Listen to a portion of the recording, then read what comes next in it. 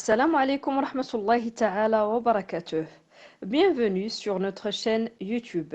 Aujourd'hui, on va vous présenter la correction de l'examen professionnel en didactique du français, session septembre 2018. Je vais commencer par lire la situation d'examen. Le projet de classe est considéré comme étant un moyen de concrétiser l'approche par les compétences et l'approche actionnelle. Il permet aux apprenants d'associer la communication à l'action, de résoudre des situations problèmes et de réaliser des tâches significatives, de prendre l'initiative et de coopérer, de développer ses compétences communicatives et sociales. C'est un cadre indispensable à l'acquisition des ressources et à l'exercice de la compétence. En sixième année de l'enseignement primaire, le thème choisi pour l'une des unités didactiques se rapporte à l'environnement. La sous-compétence à développer à travers les apprentissages relatifs à cette unité est: l'apprenant-apprenant sera capable, dans une situation de communication et à partir de supports iconiques et/ou graphiques, de comprendre et de produire à l'oral et à l'écrit un énoncé ou un texte à caractère descriptif en mobilisant les savoirs, les savoir-faire et les savoir-être requis. 1. Planifier un projet de classe en rapport avec le thème et la sous-compétence de l'unité en question en tenant compte des consignes suivantes. A. Formuler l'intitulé du projet à réaliser. B. Définir deux objectifs d'apprentissage assignés au projet choisi. C. Indiquer les ressources que les apprenants auront à mobiliser à l'oral et à l'écrit pour réaliser le projet.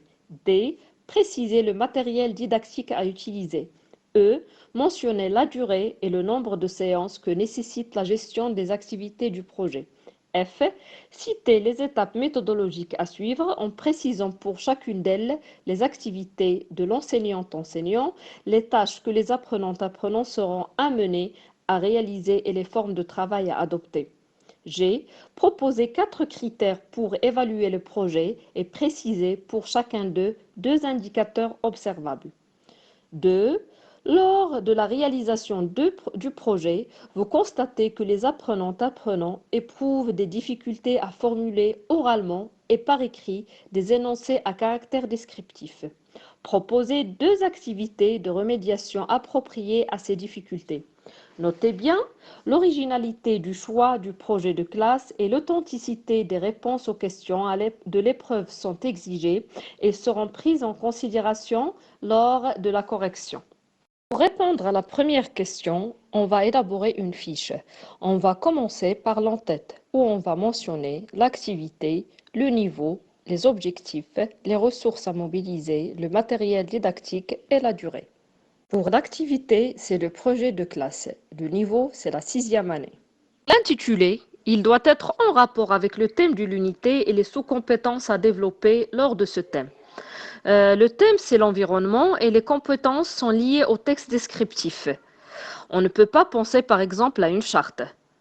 On peut choisir comme intitulé réaliser un dépliant de sensibilisation à la protection de l'environnement, réaliser un dossier sur l'environnement, par exemple la lutte contre la pollution, réaliser un reportage sur l'environnement, ou bien réaliser une exposition sur l'environnement, la pollution par exemple, les causes, les conséquences et les solutions.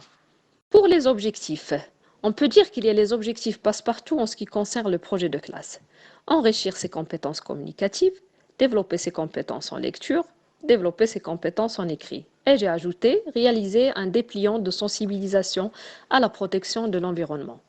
Pour les ressources à mobiliser ou bien les prérequis, il y a le lexique thématique qui est en rapport avec l'environnement, décrire un lieu, une personne, un animal oralement par écrit, produire un texte descriptif, la comparaison, les adjectifs qualificatifs, les connecteurs spatiaux, les adverbes, le présent de l'indicatif, les caractéristiques d'un texte descriptif.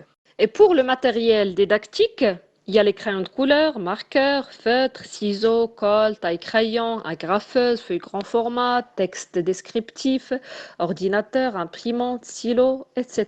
Tout ce qu'on va utiliser pendant la réalisation du projet. Pour la durée est de 5 heures. Et là, j'ai tracé un petit tableau où j'ai mentionné les séances et la durée. Il faut noter qu'il y a des rappels de 5 minutes pendant les séances de lecture, production de l'écrit et communication et actes de langage. Et pour répondre à la question F, on va tracer un tableau de 4 colonnes. La première colonne pour les étapes méthodologiques, la deuxième pour les activités de l'enseignant, la troisième pour les activités de l'élève et la dernière pour les modalités de travail. Première étape, choix du projet, les activités de l'enseignant, active les connaissances antérieures des élèves sur la notion du projet et sur les projets de classe qu'ils ont réalisés. Annonce les objectifs visés, les modalités de travail et le matériel à utiliser dans l'élaboration du projet. Explique l'objet, le déroulement, l'intérêt, les chantiers, les tâches et les consignes. Invite les élèves à chercher des photos, des textes descriptifs en relation à l'objet du projet. Oriente les élèves à travailler en groupe et de planifier les actions et à réfléchir sur les moyens à mettre en œuvre. Il participe à la distribution des tâches et à la gestion de l'enveloppe horaire impartie au projet. Pour les activités de l'élève, active ses connaissances et ses expériences antérieures en matière du projet de classe. Prend connaissance du projet, les objectifs, les modalités de travail, le matériel à utiliser dans l'élaboration du projet, l'objet, l'intérêt, les chantiers, les tâches et les consignes. Il discute la consigne, pose des questions et cherche des explications. Il partage les tâches avec ses camarades, réfléchit sur les moyens à utiliser, planifie les actions et détermine les dates. Pour la modalité de travail, il sera collectif au début et deuxièmement, le travail sera en groupe. On passe à la deuxième étape, la réalisation du projet qui s'étale sur 3 séances. On commence par la deuxième séance.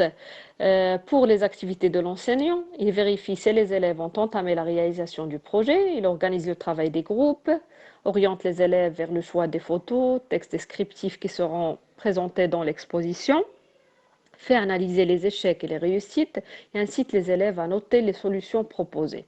Il amène les élèves à faire le bilan de leur avancée en fonction des objectifs du départ. Pour les activités de l'élève, il présente le matériel trouvé et choisit les photos et les textes qui seront présentés dans l'exposition. Il exprime les difficultés rencontrées et les besoins de son groupe et note les solutions proposées. Il fait le bilan des actions réalisées en fonction des objectifs du départ. Le travail est en groupe. On passe à la troisième séance. Pour les activités de l'enseignant, il anime la séance de la réalisation du plan du dépliant, le nombre des photos, des documents, des textes descriptifs à y mettre, fait classer les documents et écoute les propositions des élèves, encourage les groupes à réaliser le projet, participe avec les élèves à la réalisation des dépliants. En ce qui concerne les activités de l'élève, il propose le plan de travail, classe les documents, discute avec ses pairs et défend son point de vue, puis accepte les décisions du groupe. Il participe avec son groupe à la réalisation des dépliants. Pour la modalité du travail, le travail bien sûr est en groupe, puis c'est un travail collectif. Pour la quatrième séance, l'enseignant, il finalise les dépliants, aide les élèves à rectifier et à bien présenter leur travail, organise le travail, le choix des photos, de textes à présenter lors de l'aboutissement du projet, anime la séance d'entraînement à la présentation du projet. Pour les élèves, ou bien pour l'élève, il discute avec ses pairs et contribue à la relecture et à la confection du dépliant, s'entraîne à la présentation du dépliant de son groupe. Pour la modalité de travail, le travail est en groupe et bien sûr, c'est un travail collectif. Alors, on passe à la dernière étape. C'est la troisième étape, présentation du projet, qui se fait pendant la cinquième séance. Pour les activités de l'enseignant, il anime la séance de la présentation des dépliants, invite les représentants des élèves, les professeurs, le directeur, les parents à assister à la présentation du projet. Pour les activités de l'élève, il explique les étapes de la réalisation du dépliant et son intérêt, participe à la présentation du dépliant, de son groupe et les documents qui l'accompagnent. Et pour la modalité du travail, le travail est en groupe. Question G. Proposez 4 critères pour évaluer le projet et préciser pour chacun d'eux 2 indicateurs observables. Pour répondre à cette question, j'ai préféré tracer un tableau de 2 colonnes. La première colonne, je vais mentionner les critères et la deuxième colonne, je vais noter les indicateurs observables. Pour le premier critère, la pertinence du projet. Les indicateurs observables seront le contenu du projet correspond à son intitulé, le projet contribue au développement de la sous-compétence, l'utilisation d'un matériel adéquat au projet. Le deuxième critère, le contenu correct. Les indicateurs observables sont exploitation des acquis antérieurs véhiculés au cours de l'unité, utilisation correcte de la langue, le contenu du dépliant est en rapport avec le thème de l'unité. Troisième critère, participation au sein du groupe. Pour les indicateurs, la participation à l'élaboration du dépliant. Est-ce que l'élève exécute les tâches? Le respect des règles de fonctionnement de son groupe. Dernier critère, le perfectionnement. Pour les indicateurs observables, la lisibilité et la présentation. À la dernière question. Lors de la réalisation du projet, vous constatez que des apprenants éprouvent des difficultés à formuler oralement et par écrit des énoncés à caractère descriptif. Proposez 2 activités de remédiation appropriées à ces difficultés. Alors, pour les activités de remédiation, il faut toujours penser aux activités ludiques. C'est possible, bien sûr. Alors, j'ai noté pour l'oral, entraîner l'apprenant à des situations de communication. Décrire un lieu, un animal spécifique à la région pour la présenter à ses camarades, décrire une image en utilisant le contenu d'une boîte à mots, des mots simples écrits au tableau, des jeux de devinettes, identifier l'image, présenter des pièces de théâtre devant une autre classe pour vaincre la timidité, les jeux de rôle.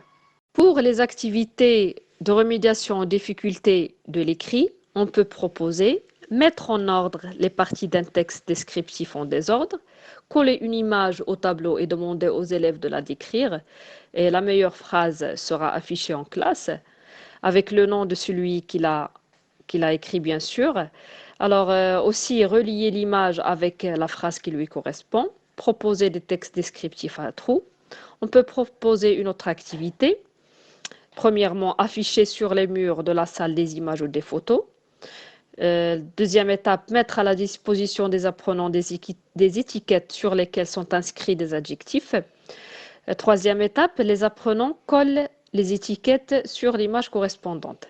Il faut s'assurer que tous les mots utilisés sont bien compris, ainsi que la mémorisation de leur orthographe. La vidéo touche à sa fin. Je vous remercie de votre attention et surtout, n'hésitez pas à nous faire part de vos commentaires. Et merci.